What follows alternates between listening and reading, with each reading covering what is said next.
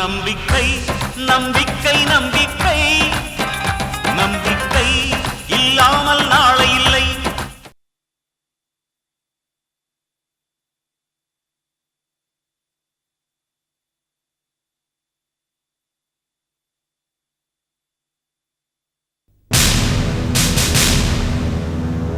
இதுல என் பேர் இல்லையே. சக்தின்னு இருக்க. உங்க வீட்டு அட்ரஸ் இருக்க. அப்படி சொல்லுங்க. இந்த பிசினஸ் நான் பண்ணலையே, பண்றவங்களை கூப்பிடுறேன், அவங்க கிட்ட பேசிக்கோங்க. சக்தி, சக்தி கொஞ்சம் இப்படி வாமா.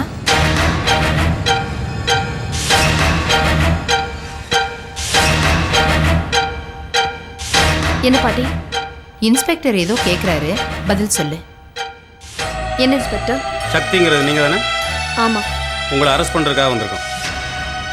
இன்ஸ்பெக்டர், நான் எல்லாத்தையும் கேட்டுட்டு தான் இருந்தேன். அந்த மருந்துக்கும் எனக்கும் எந்த சம்மந்தமும் இல்லை. மேடம், டாக்குமெண்ட்ஸ்லாம் உங்க பேர்ல இருக்க. நீங்க எங்க கடமையை செய்ய விடுங்க. எதா இருந்தாலும் கோர்ட்ல வந்து பேசிக்கங்க.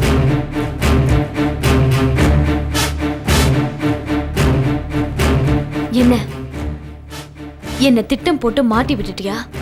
எனக்கு எதுவும் தெரியாதுமா. என் மேல பழி போடாத. 50 கோடி ரூபாய் சொத்தோட வந்தவ நீ. சுதந்திரமான பொண்ணு.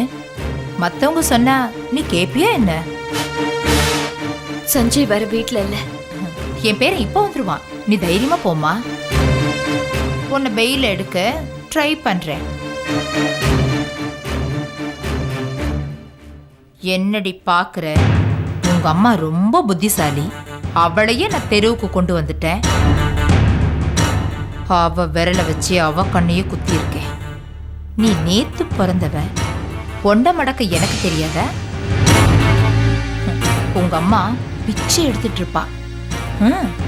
துணைக்கு நீயும் போ. ஜெயில இருந்து வெளியில வந்ததுக்கு அப்புறம் உங்க குடும்பத்தையே அழிக்கணும்னு தான் நான் திட்டம் போட்டேன். போயிட்டு வாமா. இதுக்கெல்லாம் கூடிய சீக்கிரம் நீ பதில் சொல் வச்சேன் தாமணி. வாங்க இன்ஸ்பெக்டர்.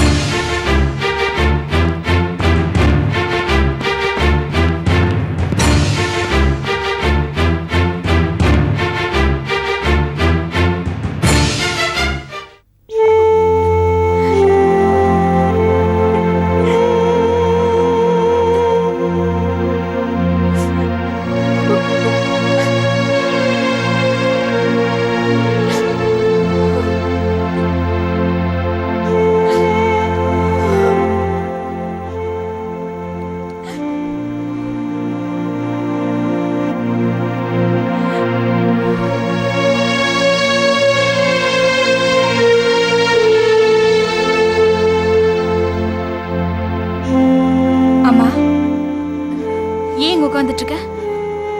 ஒண்ணு இல்லம்மா. இல்ல, நீ போய் சொல்ற.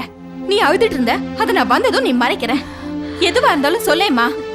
அத சொல்றேன்ல, ஒண்ணும் இல்லைன்னு. என்னம்மா பிரச்சனை? பாருங்க தாத்தா, அம்மா அழுதுகிட்டே இருக்காங்க. காரணம் கேட்டா சொல்ல மாட்டேங்கிறாங்க. என்னம்மா ஜெயந்தி, என்ன விஷயம்? இத பாரும்மா, நமக்கெல்லாம் வயசாயிட்டே போகுது. எதையும் மனசுல வச்சு புழுங்க கூடாதும்மா. எதா இருந்தாலும் வாயை திறந்து சொல்லுமா. மாமா, ராத்திரி சக்தி என் கனவுல வந்தா. வந்துட்டு நான் நிறைய பாவம் செஞ்சுட்டேன் சித்தி, என்ன தயவு செஞ்சு மன்னிச்சிடுங்கன்னு கதறி அழுதா. என்னால தாங்க முடியல மாமா. மனசுக்கு ரொம்ப கஷ்டமா இருக்கு. ஆமா, இதெல்லாம் கனவுல மட்டும்தான் நடக்கும். காயத்ரி, ஏன் இப்படி எல்லாம் பேசுற? பின்ன என்னம்மா, பெத்த அம்மாவை வீதிக்கு கொண்டு வந்தவ அவளாவது உங்ககிட்ட வந்து மன்னிப்பு கேக்குறதாவது. நீ ஏன் ஏதாவது கற்பனை பண்ணிக்காத. இதெல்லாம் நடக்கும்னு நீ ஆசைப்படுற, ஆனா இதெல்லாம் ஒரு நாளும் நடக்காது. இதுக்குதான் என் மனசுல இருக்கிறத நான் வெளியே சொல்லல. இது பாரு காயத்ரி, சக்தி நிச்சயமா ஒரு நாள் தன்னோட தப்ப உணர்ந்து நம்ம பக்கம் வந்து சேர்ந்துருவாங்கிற நம்பிக்கை எனக்கு இருக்குமா. நிறுத்துமா, என்ன பேசிட்டு இருக்க நீ? இன்னும் சக்தி மேல நம்பிக்கை வச்சிட்டு இருக்கியா? அப்படி நம்பிக்கை வச்சா அது நம்ம பெரியம்மாவுக்கு செய்யற துரோகம் ஆயிடும். அத நீ புரிஞ்சுக்கோ. இருமா காயத்ரி, சக்தி உணர்ந்து திருந்தணும் ஜெயந்தி ஆசைப்படுறா. அதுல ஒண்ணும் தப்பு இல்லையம்மா. போகாத ஊருக்கு வழி தேடாதீங்க தாத்தா. நிறுத்த காயத்ரி. சிந்தாமணி தந்திரமாடி சக்தியா நந்தினி கிட்ட இருந்து பிரிச்சாச்சு. இப்ப சக்தி மேல எல்லாருக்கும் கோபம் வராம இருக்குமா? என்ன கொஞ்சம் பேச விடுறியா? சக்திய உறவுகள் கிட்ட இருந்து பிரிச்சு தனிமரம் ஆக்கியாச்சு. இப்ப அவளை அழிக்கிறது ரொம்ப சுலபம். சக்தியை அழிச்சிட்டா அந்த ஏக்கத்திலேயே நந்தினியும் போய் சேர்ந்துருவாங்க. இதை விட பெரிய வெற்றி சிந்தாமணிக்கு வேற என்ன இருக்க முடியும்? நீங்களே சொல்லுங்க மாமா. ஆமா காயத்ரி, ஜெயந்தி சொல்றது உண்மைதாம்மா. இப்ப புரியுதா நான் எதுக்கு அழுதேன்னு? தாத்தா,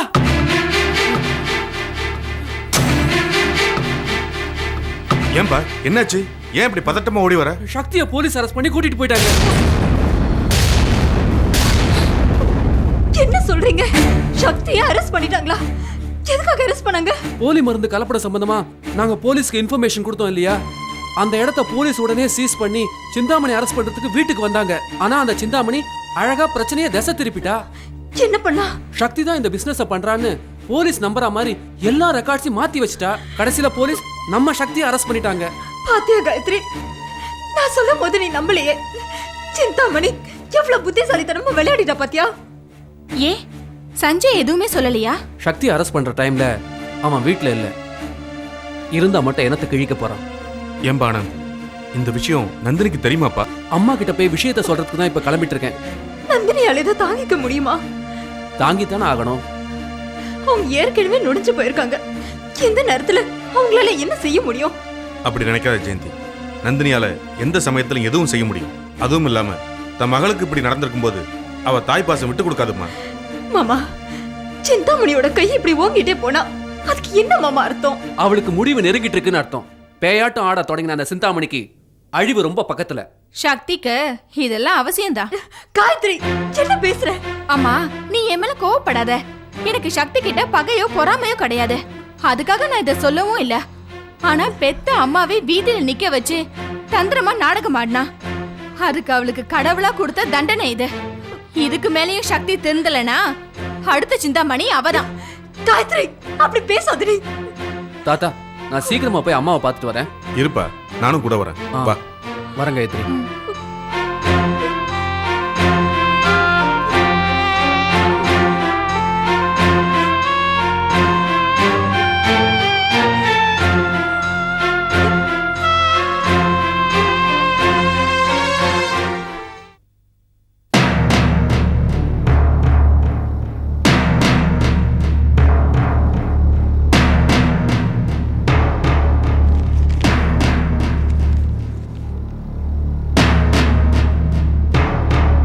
தேங்க்யூ சார். கூட்டு போங்க. ஏம்மா, உன்னை பெயிலில் எடுத்துருக்காங்க, வெளியே வா.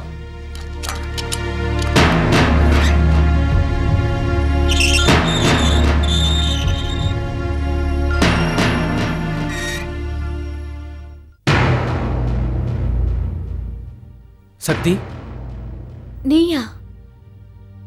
என்னை எதிர்பார்க்கல. அந்த சிந்தாமணி நீ மலை போல நம்பினியே, அவளே உன்னை மாட்டி விடுவான்னு நீ நினைச்சு கூட பார்க்கல. சிந்தாமணி எதையும் செய்யக்கூடியவ. தனக்கு பிரச்சனை வந்தா யாருன்னு கூட பார்க்காம ஒழிக்கிறதுக்கு தயங்க மாட்டா. இதை வெளியில யார் சொன்னாலும் நம்ப மாட்டாங்க. நான் பக்கத்துல இருந்து பார்த்தவன். அப்படிப்பட்ட சிந்தாமணியை நம்பி உன் கூட அந்த உறவுகளை எல்லாம் பகைச்சிட்டு வந்தியே, அதனோட பலன் என்னன்னு பாத்தியா? சக்தி, நான் உன்னை குத்தி காட்டி பேசுறேன்னு தப்பா நினைச்சுக்க வேண்டாம். சிந்தாமணி பத்தி எல்லாருக்கும் தெரியும். ஆனா சஞ்சய், அவன் உன் புருஷன். அவன் உன்னை வந்து பார்த்தானா? பார்க்க மாட்டான். அது காரணம் என்ன தெரியுமா? அந்த சிந்தாமணி கழுவி அவனை நல்லா பிரெயின் வாஷ் பண்ணி வச்சிருக்கா. சக்தி, இவ்வளவு நேரம் நான் மட்டும் பேசிட்டே இருக்கேன், நீ எதுவுமே பேசாம இருந்தா என்ன அர்த்தம்? நந்தினி அம்மா, அத்தை, காயத்ரி எல்லாரும் சாப்பிடாம தூங்காம வேதனைப்பட்டு இருக்காங்க. ஏன்? எல்லாரும் உன் மேல வச்சிருக்கிற அளவு கடந்த பாசத்தினால நந்தினி அம்மா உன்னை ஜாமீன்ல எடுத்து கொண்டு வரதுக்காக எல்லா ஏற்பாடுகளையும் செஞ்சு கொடுத்தாங்க. அவங்க இப்ப வீதியில நின்னாலும் தன்னோட பழைய செல்வாக்கெல்லாம் பயன்படுத்தி உன்னை வெளியில கொண்டு வரதுக்கு என்ன அனுப்பினாங்க. சக்தி, பழைய கதையெல்லாம் மறந்துரு. நீ இப்போ ஒரு புது சக்தியா வெளியில வரணும். ஆமா, அப்படிதான் வரப்போறேன். பழைய சக்தி பொறாம பிடிச்சவ, சொத்து மேல ஆசைப்பட்டவ, பெத்த அம்மாவை அவமானப்படுத்தி வீட்டை விட்டு வெளியில துரத்த காரணமா இருந்தவ, பாசம் வச்ச உறவுகளை அவமானப்படுத்தி கண்ணீர் சிந்த வச்சவ. அந்த சக்தி லாக்அப்லயே செத்து போயிட்டா. இப்போ உன் முன்னாடி நிக்கிறது புது சக்தி. சக்தி, நீ இப்படி பேசுறது கேட்க எனக்கு எவ்வளவு சந்தோஷமா இருக்கு தெரியுமா? நான் வெளியில வந்ததும் முதல்ல போக வேண்டிய இடம் அந்த சிந்தாமணி வீடுதான். சக்தி, ஆனந்த், பிரச்சனைகளை உடனுக்குடனே தீர்த்தணும். என்னை தடுக்காத, நான் பாத்துக்கிறேன்.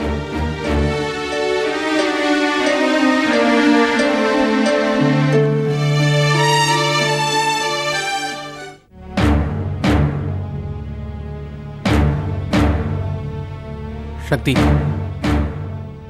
வாமா போலாம்.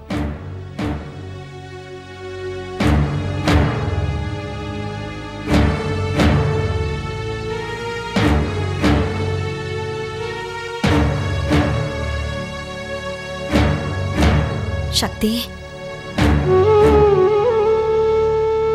தாத்தா, நான் செஞ்ச தப்புக்கு பரிகாரம் தேடிட்டு அப்புறம் வந்து அம்மாவை பாக்குறேன். அம்மா கிட்ட சொல்லிடுங்க. சக்தி,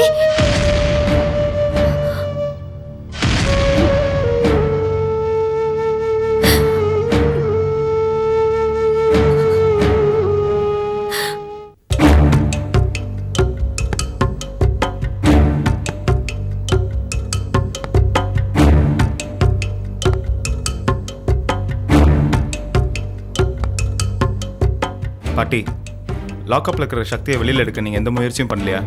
என்ன செஞ்சு இப்படி கேட்டுட்ட? அதுக்கான ஒரு பெரிய வக்கீல் கிட்ட பேசி அதுக்கான எல்லா முயற்சிகளும் நடந்துட்டு இருக்கு.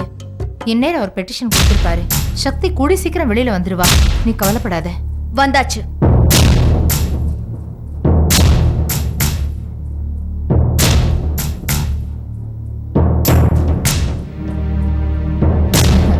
வா சக்தி, உன்னை பத்தி தான் நான் செஞ்சுக்கிட்டு பேசிட்டு இருந்தேன். வாடா கண்ணு.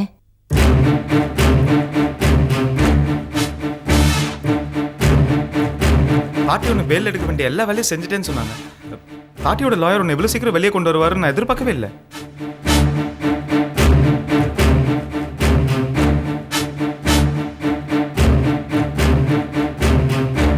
இந்த கூறுகட்ட கிழவி சொல்ற பொய்ய இன்னும் நம்புறீங்களா சஞ்சய்?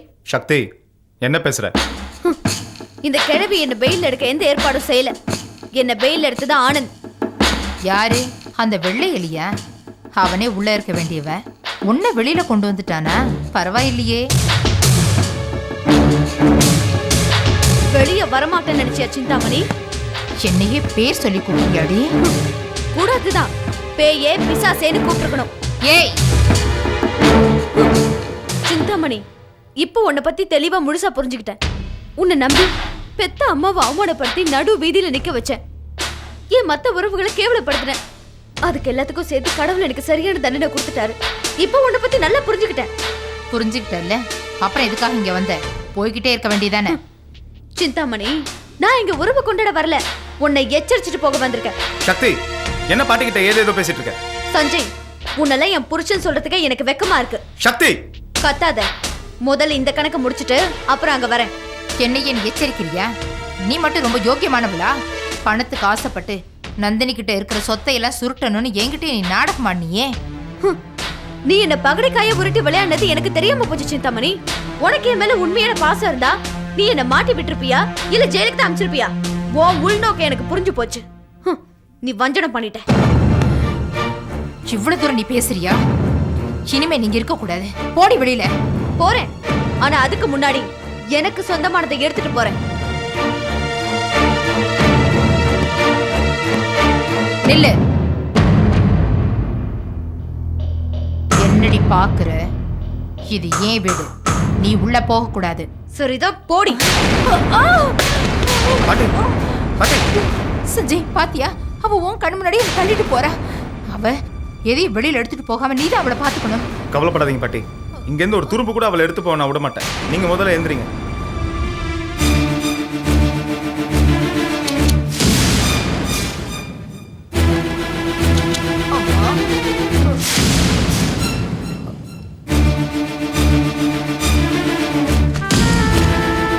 நீங்க ஏன் பாட்டி இன்னும் இங்க நிக்கிறீங்க? அவளை இங்க இருந்து அசைய விடாம நான் பாத்துக்கிறேன். நீங்க வாங்க, இப்படி வந்து உட்காருங்க.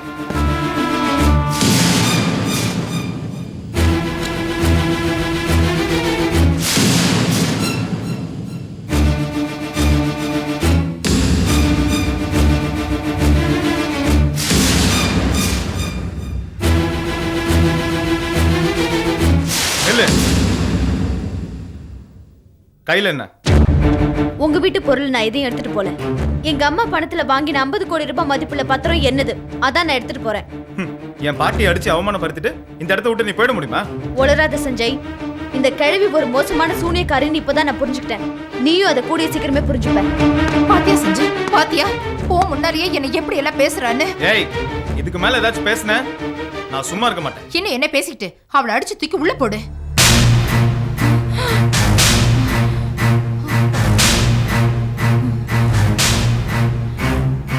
கட்டின புருஷனையும் சுடுறதுக்கு துப்பாக்கி தூக்குறியா? நீ இல்ல ஒரு பொண்ணா? ஏய் கிழவி, இதுக்கு மேல ஒரு வார்த்தை பேச வாயை திறந்த வாய்ப்புலயே கண்ணை வச்சு ஷூட் பண்ணிடுவேன்.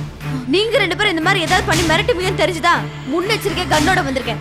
நகருங்க, நகரு.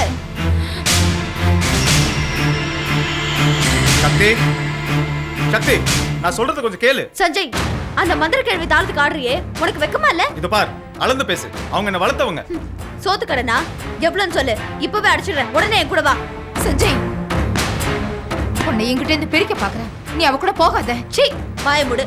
சஞ்சய், நீ வாழ்க்கை பூரா வேலைக்காரனா இருக்கணும்னு ஆசைப்பட்டா இந்த வீட்லயே இரு. புருஷனா கம்பீரமா இருக்கணும்னு ஆசைப்பட்டா என் கூட வா. வேண்டாப்பா, நீ போகாத. உன்னை நந்தினி வீட்டுல அடைச்சு வச்சு. இல்ல சஞ்சய், நம்ம 2 பேரும் தனியா வாழலாம். நீ என்ன காதலிச்சு கல்யாணம் பண்ணிக்கிட்டவன். பொண்டாட்டி தான் முக்கியம் நினைச்ச உடனே என் கூட வா. இல்லப்பா, இவள நம்பாத. இவ உன்னை வீதியில கொண்டு போய் நிறுத்திடுவா. ஏய், என்ன பேசிக்கிட்டே போற? என்ன சுற்றாத, என்ன விட்டுற சக்தி. நீ உயிரோட இருந்து யாருக்கு என்ன லாபம்? உன்னை பார்த்தாலே இந்த ஊரே காரி துப்புதே. உன்னை கொல்றதுக்கு எனக்கு ரொம்ப நேரம் ஆகாது.